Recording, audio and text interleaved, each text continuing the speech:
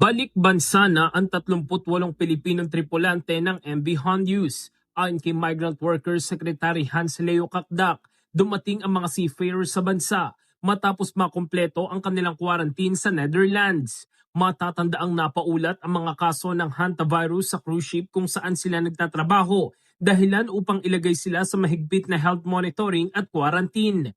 Nilinaw naman ng DMW na lahat ng 38 Pilipinong tripulante ay nagnegatibo sa hantavirus bago pa man sila pinayagang makauwi. Dagdag pa ni Kakdak, tuloy-tuloy pa rin tatanggap ng sahod ng mga seafarer para sa natitirang bahagi ng kanilang kontrata at mananatili silang empleyado ng kanilang ship owner.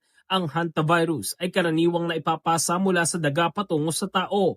Ngunit ayon sa mga health expert, posibleng magkaroon ng bihirang human-to-human transmission sa ilang uri ng virus, partikular ang Andes strain na matatagpuan sa ilang bahagi ng Latin America.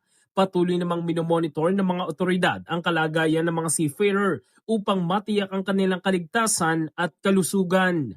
In the heart of changing lives, ako si Brigada Jico Custodio ng 105.1 Brigada News of Manila, the Music and News Authority.